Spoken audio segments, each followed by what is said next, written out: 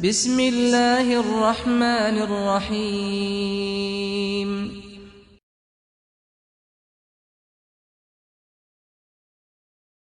السلام علیکم ورحمۃ اللہ وبرکاتہ۔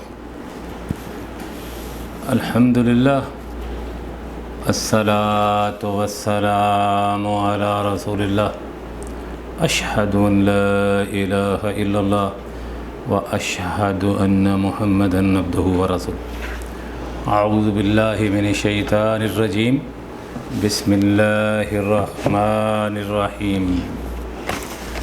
اللہ رب العزت اپنی مقدس کتاب قرآن المجید والفرقان الحمید میں فرماتے ہیں کہ والفجر ولیال عشر، فرماتے ہیں اللہ رب العزت مجھے قسم ہے فجر کے وقت کی،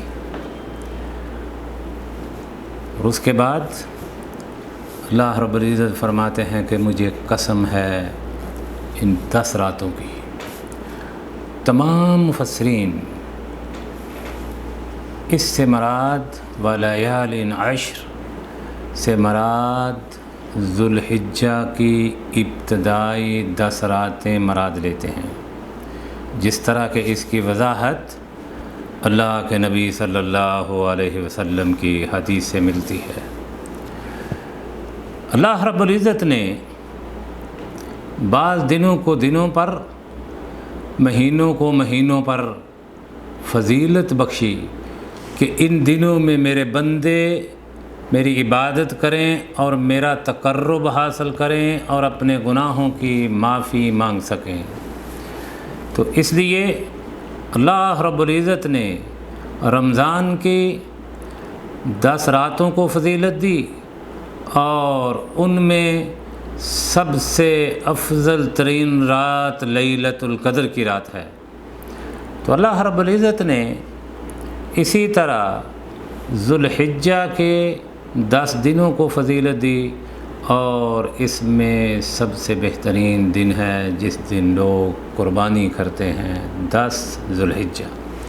اسی کے بارے میں حضرت عبداللہ بن عباس رضی اللہ تعالی عنہما فرماتے ہیں، قال قال رسول اللہ صلی اللہ علیہ وسلم ما من ایام العمل، کہ عمل جن دنوں میں لوگ نیکیاں کرتے ہیں اور ان میں بہترین دن وہ ہیں اللہ رب العزت کے نزدیک، یعنی ذوالحجہ کے 10 دن۔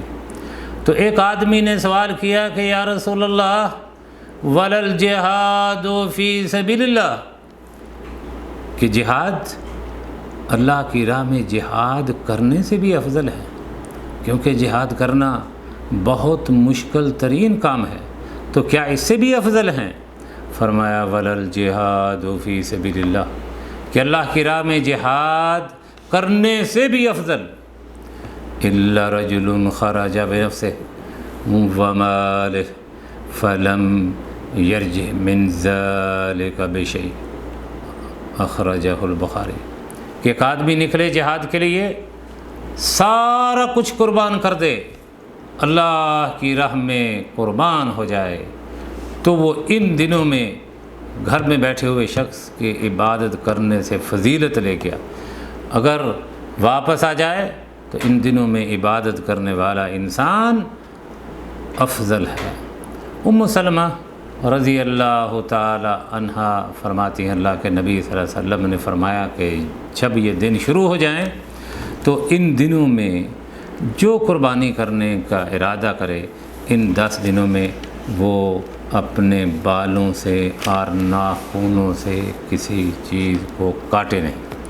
یہ تو ہے مختصر طور پر ان دنوں کی فضیلت، یعنی ذوالحجہ کے پہلے 10 دنوں کی فضیلت۔ اسی کے ساتھ ساتھ جب ان دنوں کا ذکر آتا ہے تو ہم عرفہ کے دن کو نہیں بھول سکتے۔ عرفہ کا وہ دن ہے کہ جس دن 9 تاریخ کو حاجی سب کے سب اپنے رب کے دربار میں کھلے میدان میں، عرفہ کے میدان میں اپنے رب کے سامنے کھڑے ہو جاتے ہیں۔ اس دن کی ہوئی دعا کو اللہ رب العزت کبھی رد نہیں کرتے۔ اللہ کے نبی صلی اللہ علیہ وسلم نے فرمایا کہ دعاؤں میں جو سب سے بہترین دعا ہے وہ عرفہ کے دن کی دعا ہے۔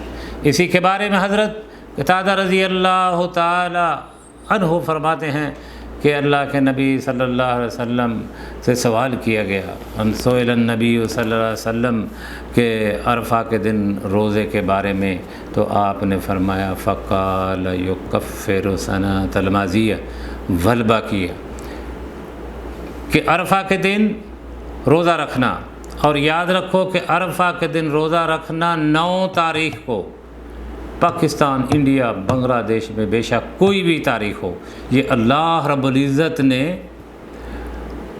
اس مکان کو فضیلت عطا بخشی ہے۔ یہ فضل مکان ہے کہ جس دن حاجی عرفہ کے میدان میں ہوں تو اس دن روزہ رکھنا، اللہ رب العزت اس روزے کی فضیلت برکت سے پچھلے گزرے ہوئے سال کے اور آنے والے سال کے تمام گناہوں کو معاف فرما دیتا ہے۔ اور یہ وہ گناہ ہیں جو صغیرہ ہیں، کبیرے گناہوں کے لیے یہ شرط ہے کہ توبہ کی جائے، اپنے رب سے معافی مانگی جائے، دوبارہ نہ کرنے کا اعادہ کیا جائے۔ اگر ان گناہوں کا تعلق اللہ رب العزت کے ساتھ ہے، اگر بندے کے ساتھ ہے، اس سے معافی مانگی جائے، اس کے پیسے لوٹیں، اس کو واپس کیے جائیں۔ لیکن تمام صغیرے گناہوں کی مغفرت کا سبب عرفہ کے دن روزہ رکھنا ہے۔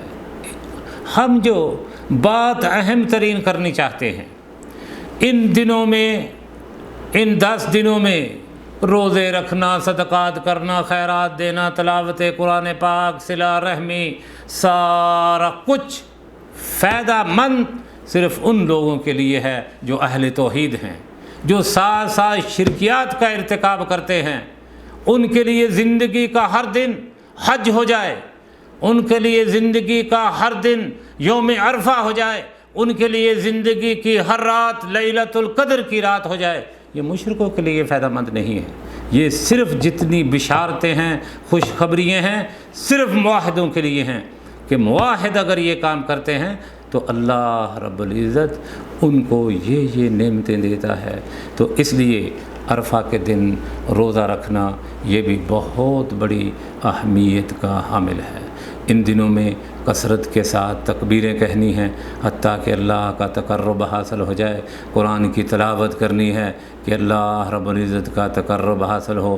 ان دنوں میں گناہوں سے اور معاصی سے بچ کر رہنا ہے کہ اللہ کا عقاب نازل نہ ہو جائے۔ دعا ہے اللہ رب العزت ہمیں ان دنوں سے فائدہ اٹھانے کی توفیق عطا فرمائے، اور اللہ رب العزت ہمارے صغیرے اور کبیرے گناہوں کو معاف فرما دے، اور اللہ رب العزت جو کچھ ہم نے پڑھا سنا اس پر ہمیں اخلاص کے ساتھ عمل کرنے کی توفیق عطا فرمائے۔ وصلی اللہ علیہ وسلم۔